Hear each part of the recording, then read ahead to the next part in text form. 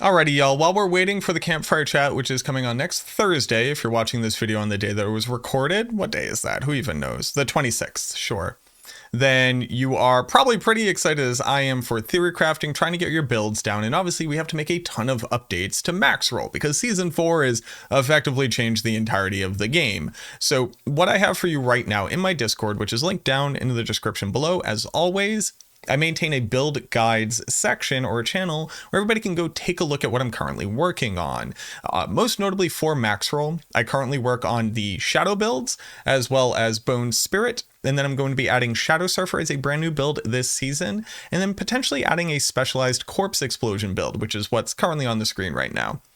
I wanted to give people this update in case they were looking to get better information on, and drumroll please, the Infinimus Necromancer, the Sever Necromancer, the Blight Necromancer, Shadow Surfer, as well as my take on pure minions and shadow minions. So all of these are linked right here, but I just want to give people like a quick explanation and quick expectation for what you find when you follow along with these build links, because it's not just end game build variants for the majority of these. No, I went and created starter variants with just Codex of Power. I created leveling up to level 100, assuming that you don't have any uniques at all, but you're just putting together the regular aspects. Endgame and the pit clearing expectations for like the requirements on survivability and damage and armor, etc. that you're going to need, as well as when applicable, how do you incorporate Uber items into some of these builds? How do you create a speed farming version of this build when you're not trying to do, pit 200, but you're instead just speed farming lower pit tiers to be able to get materials, doing hell tides, doing whispers, just clearing out nightmare dungeons, things of that nature.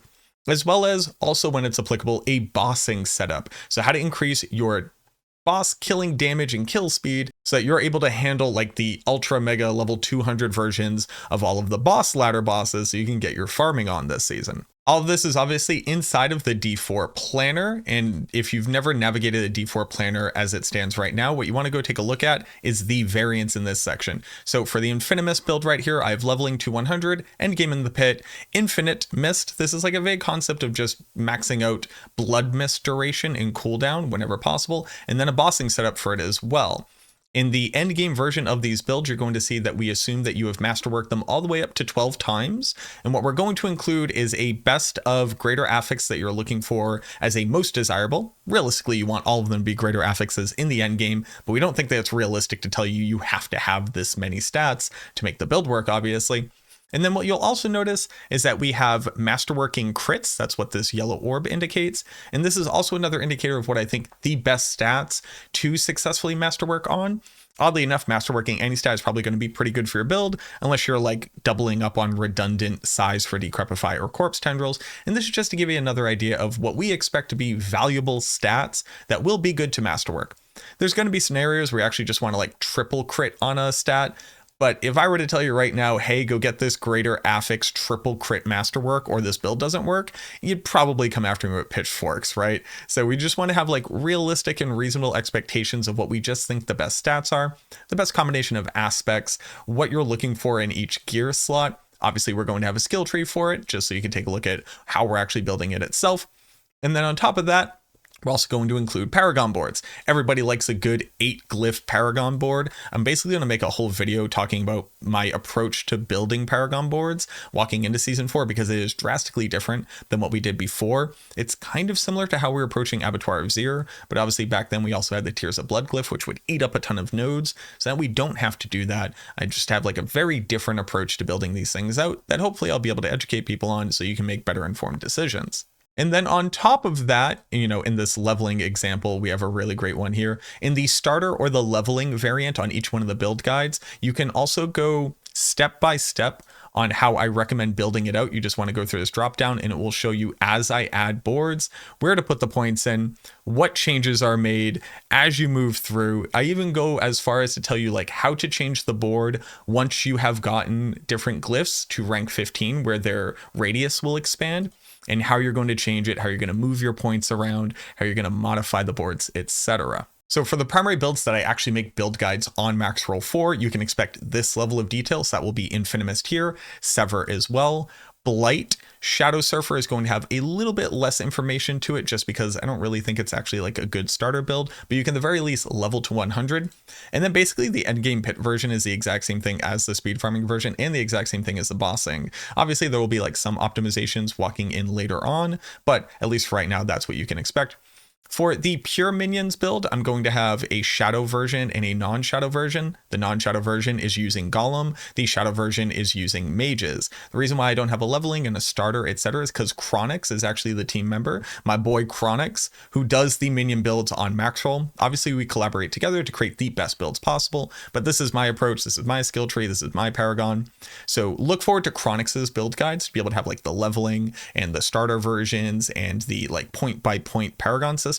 But this is what I think it's going to look like in the end game until we see something different in the PTR patch notes. And then lastly, the thing that you probably need to like keep your eye out more or just like understand the nuance of, this is a Corpse Explosion Necromancer. It's a build guide that we don't currently have on Maxroll. This is really playing into like the Fishymancer approach from Diablo 2, named after Nightfish, the guy who basically invented the build that everybody then has iterated on over the years. In case you're ever wondering why I keep calling it Fishymancer, that's why. I like cool history. I like to remember the people who are responsible for the builds, right? But here we're going with an approach that is half having your Golem actually like successfully do damage. So you'll see that we have Golem mastery ranks here for that single target burst damage, and then a full investment into Corpse Explosion damage as well for your AoE damage, trying to bridge that gap between the fact that Necromancers are typically really good at AoE and not the best at single target. We're trying to bring that single target damage onto it. But again, skill tree, a complete Paragon breakdown. This one was a head scratcher trying to figure out how to fit in all the glyphs and how to path through everything. So I hope that you can appreciate the amount of time and effort that went into this. We were doing 2.5 builds today, and it took us 5 hours on stream. So like, just keep that in mind. A lot of love and care has gone into these, but I wanted to get out to people who are looking for information, who are already hungry for theory crafting, and who just want to get a better idea of kind of what my expectations were walking out of the PTR, and with making some assumptions about what we can expect to see in the patch notes from the feedback that the developers got from us. So there you go. All the links again are in my Discord. You can follow the links here.